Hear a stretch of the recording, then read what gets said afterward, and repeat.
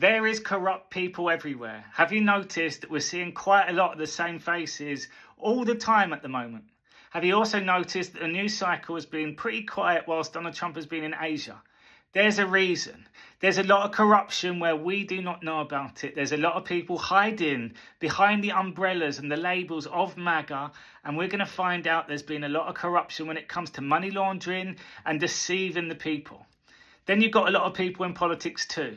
So you've got this guy, James Comer, and you always see him coming forward saying, we're doing investigations into the Biden crime family. We're doing investigations into Hunter Biden. We're even doing investigations into Epstein. Remember in August, he put forward all these names that they subpoenaed? What happened to that?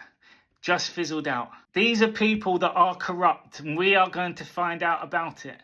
There's fake news for a reason, and it's because these people latch onto the fake news, and then there's fake investigations. They're stalling. And Robert Mueller's going to come back into the equation. We're going to see this impeachment. It was all a plan to delay the process. So it says Mueller blockade end. It says fake investigations by committee members will not delay what is about to be unleashed.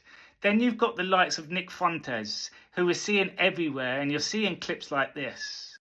I'm not surprised why women don't support me. Women are irrational and sensitive. It's just like my whole life. And so women simultaneously are intrigued by that, but they also have to pretend like they're not, because women, it's sort of like how a lot of women want to be raped. And when I say raped, I mean like, that sounds bad when I say it like that. He's not a good guy at all. This guy is a creep.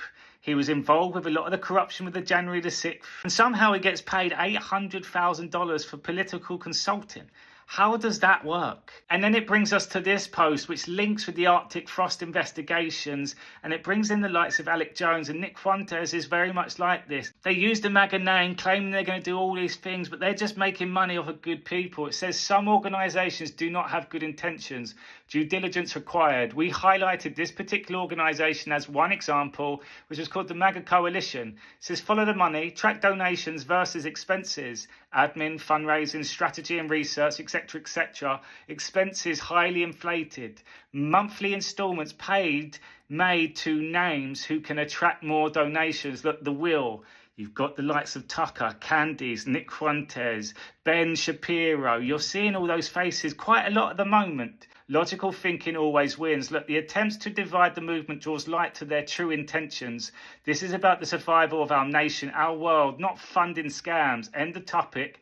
Keep your eye on the ball. There's a few more posts. It says, be careful who you follow. Some are profiting off this movement.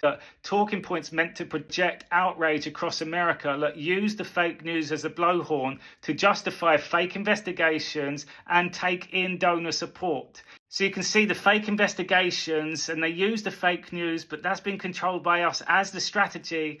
And then they take in the donor support. They've been caught in it all. And then there's one more post. It says, be careful who you follow. It says, do not fall victim to the con artist. Use logic. Stay on point. And at the bottom it says, there will come a time they will not be safe walking down the street.